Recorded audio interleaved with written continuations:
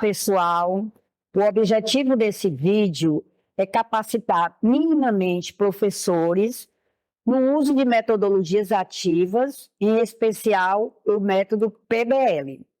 Então, para acompanhar as mudanças impostas pelas novas gerações, estimular o desenvolvimento de diferentes conhecimentos, habilidades e atitudes, e ainda preparar estudantes para resolverem questões do mundo real, estratégia de metodologias ativas e seus métodos de ensino-aprendizagem vêm sendo utilizados.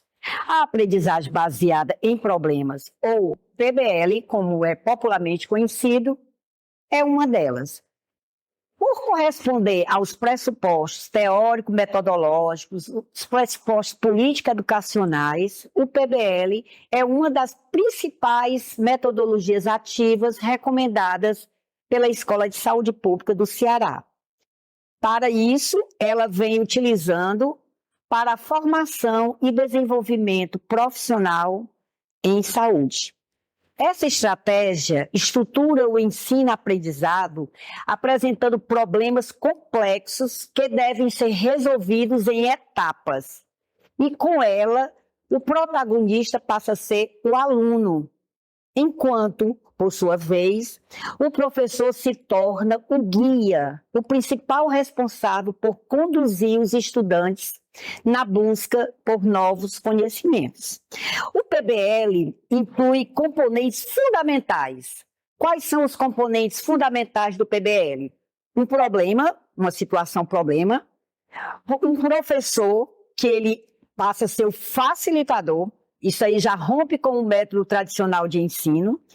Também compõe o PBL grupos tutoriais, ou seja, pequenos trabalhos em pequenos grupos, na realidade 2 grupos tutoriais em distintos momentos, para o primeiro analisar o problema e o segundo resolver o problema. Por serem atividades mais complexas, o método PBL, nele o professor facilitador deve formar esses grupos GT misturando pessoas, alunos, né, de diferentes habilidades, e deve incentivá-los a se integrarem e compartilharem seus conhecimentos prévios, seus saberes, suas experiências.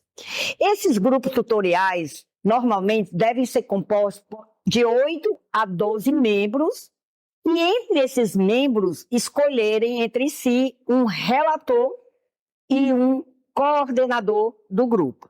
Essas pessoas têm funções diferentes, né? Então, como função principal do relator, ele registra o nome, né, das pessoas, dele, do coordenador, no papel, e ele tem a responsabilidade e a atribuição de documentar todo o processo e as decisões tomadas pelo grupo, registrando o que foi discutido, as soluções propostas, as conclusões alcançadas.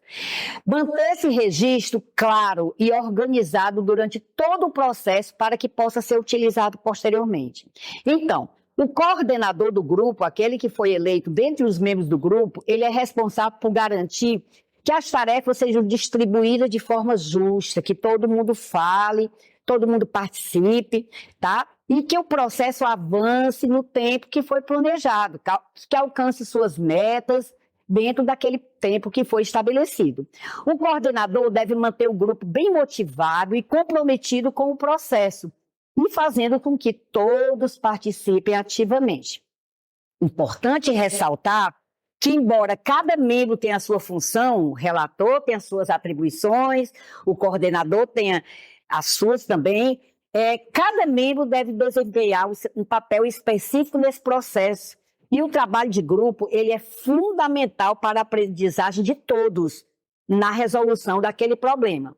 Todos os membros devem se envolver ativamente nas discussões, na busca por soluções, no estudo individual, para que seja realmente um trabalho efetivo. Eu queria chamar a atenção aqui, você, professor, para aplicar, quando for se programar, planejar para aplicar essa estratégia, esse método PBL, você tem que se preocupar com a estrutura do momento, né? Deve ser um ambiente, uma sala, em que as 8, 10 ou 12 cadeiras fiquem dispersas num círculo e que disponha ou de um quadro branco, onde possam ser registrados os passos, né, a produção do grupo, com um pincel de quadro branco e depois fotografado para levar para o segundo grupo tutorial, ou se não, ainda mais prático, folhas de papel craft ou papel jornal fixadas, né, num quadro branco para não danificar a parede, e ali, com um pincel atômico, o relator vai registrando a produção do grupo. No final do primeiro GT, essas folhas são guardadas para serem reapresentadas no segundo grupo tutorial, que é o de resolução do problema. Então, o PBL, ele é composto por 7 passos. O ciclo de atividades dele é composto por 7 passos. No primeiro grupo tutorial, que é o de análise do problema, o primeiro passo é esclarecer os termos e expressões não conhecidas naquele texto do problema. O segundo passo é definir o problema. Afinal, qual é o problema que está explícito aqui ou está implícito nesse texto? Vamos analisar o problema, causas, consequências, o que é que cada um conhece sobre aquele problema. Depois que cada um fala, né, e o relator registrando, ele vai para o quarto passo, ou seja, ele vai sistematizar aquela análise que saiu do grupo.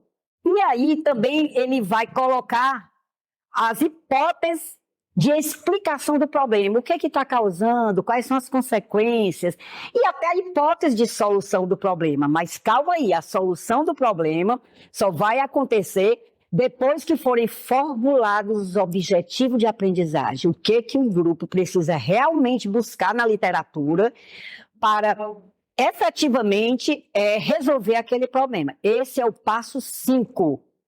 Formulação dos objetivos de aprendizagem. O que cada um e o grupo como um todo precisa aprender para conseguir resolver o problema. Aí, a partir daí, termina o primeiro GT de análise do problema. O grupo vai se dispersar, fica agendado um segundo GT para resolver o problema, e esse passo, que é o passo 6, ele é um estudo individual. Cada membro do grupo vai identificar fontes de informação através de artigos, textos, documentos, né, POPs, né, procedimentos operacionais padrões, e vai, no seu estudo, ele vai adquirir novos conhecimentos que possam intervir naquele problema e solucioná-lo. Esse passo, o passo 6, é caracterizado como estudo individual. No próximo GT, que foi agendado, é o GT de resolução de problema, cada membro comenta o que foi o resultado do seu estudo individual, a fonte, e aí formulam, identificam, resolvem o problema. O relator, então, descreve tudo ali, termina esse passo 7, né, sintetizando os conhecimentos, revisando as hipóteses iniciais para o problema e resolvendo o problema como um todo. Então, você compreendeu? Reveja esse vídeo, aplique-os como experiência no seu grupo de trabalho e coloque-o como estratégia de ensino-aprendizagem no currículo dos cursos que você está participando. Sucesso!